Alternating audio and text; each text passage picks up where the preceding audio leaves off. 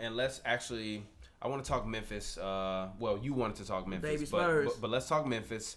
Currently, right now, the Memphis Grizzlies are second in the Southwest Division. They are currently 6-3 at this point in time. Marc Gasol is averaging 20.4 points per game, as well as 1.8 blocks a game, 0.75 steals, 9.6 rebounds, and 2.8 assists per game. Mike Conley is averaging 17.3 points per game, 3 rebounds per game, 4.3 assists, 8.6 steals. And Tyreke Evans is actually having a really good year. 15.6 points per game, 5.9 rebounds a game, 2.5 assists. And then after that, you got James Ennis, who's averaging 9. Dillon Brooks, 8.9. Chandler Parsons, to me, in the NBA, in terms of the most disappointing players in the past 5 years, is probably at the top of my list. Top? Yes. Top? Yes. Top? Yes, man. The top? Yes, dude. They gave him a max. They gave him a max. He's been hurt.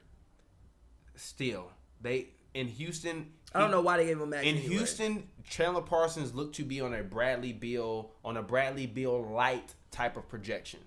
In Memphis, Dallas, he has been hurt, but it's over for him. Really, it was the offense. He's 29 years old. I don't think Chandler Parsons can ever even return to a starting lineup type of player. No. Which for me is disappointing because I actually genuinely believed in him because I thought he was a solid shooter and he could play solid defense. I never believed in Chandler Parsons the way you believe in Chandler Parsons. I just thought he would be able to take another step. I mean, like a Gordon Hayward. Remember, okay, well, before we started Hoops and Brews, Pavy and I were talking about like what our expectations were for Gordon Hayward, right? And remember I told you that like the difference between Gordon Hayward and who I thought he would be versus who he is now is like he's 22, 5-5 versus I thought he would be like 16, 4-3, right?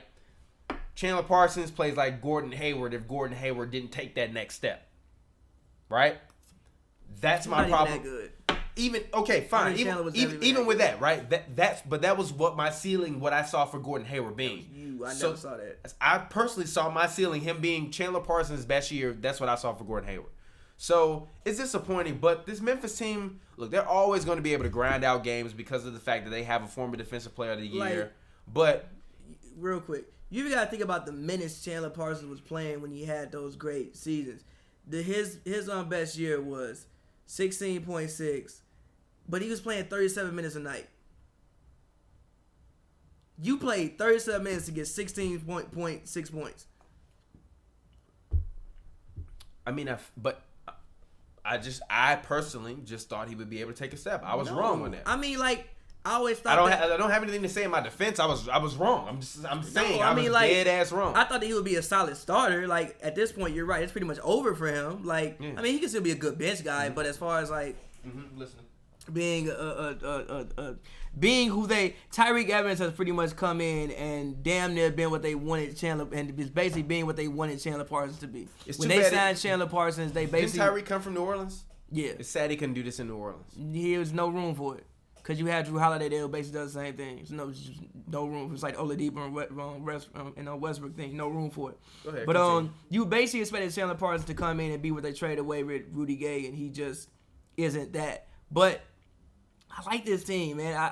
I think that they recovered from letting go of. Well, it was time to let go of Zach Randolph and Tony Allen, and time to move into just a different direction. But I like Memphis. I saw Memphis play the Clippers earlier. Memphis won. I wouldn't mind seeing that playoff series. It would be a very boring playoff series. Do you still think Memphis is gonna make the playoffs? Yes. I don't. I do. I don't. I do. I don't. I do. Because even looking at the top 8, number 1 right now is Houston, number 2 is Memphis, number 3 are they're tied with the Warriors for second. After that it's Minnesota, then it's the Clippers, then it's the Jazz, then it's Portland, then it's San Antonio, then it's the Nuggets, then it's Oklahoma, then it's the Pelicans, then it's So I see Memphis eventually dropping down, and I see the playoff teams, as I said earlier in the year, being the Rockets, the Warriors, the Timberwolves, the Clippers, the Trailblazers, potentially the Jazz, the Spurs. So I don't see the Jazz making the playoffs. I don't see the Jazz making the playoffs either, but I wouldn't be surprised if they did. I wouldn't be surprised. Rubio has been solid enough, and they are getting enough all-around good team play that I think that they can sustain it. Yeah, but they want injury away, boy. And they got, like, Rodney Hood go down. No, I agree. I'm not arguing that I think that they're going to be in the middle of the pack. Okay. I think that they are. To me, the Jazz and the Grizzlies have always been friends, 7-8 playoff teams they're definitely friends this year. So I don't know if they're going to make it. If we talking 8 teams, I got my 8, and 8 aren't included. I still think the Nuggets will eventually hit a ceiling. I don't think they will. I think they will. Because even yesterday, you saw Paul Millsap, as you argued with me that he had a better offensive repertoire than Klay Thompson, came up a little bit bigger. So, in terms of late game execution, free throws and stuff like that, I still don't think him and Jokic really know how to play with each other because Jokic isn't used to playing with a scoring power forward. And that's what Paul Millsap is. They kind of do the same things. They kind of got 2 big men who kind of sort of do the same things. Like, ain't like they signed. But I understand why they did it, though. They did it to potentially match up with the Warriors and the Spurs and the Rockets and those guys. So it makes sense. But no, like, anytime you can get 2 playmakers as big men on your team, you have an advantage because most teams don't even have 1 big man who can be a playmaker. Like, so I get why they did it, and also they saw the success that the Hawks had, and probably thought like, yo, I think Jokic is better than Horford, and they won 60 games with that team. Why can't we? Yeah. They basically trying to recreate what the Hawks did, which makes sense. So I get why they did it, but I don't know if they're gonna be better this year than what. I mean, Jokic has to step it up to me. I don't think Jokic has taken another step so far this year.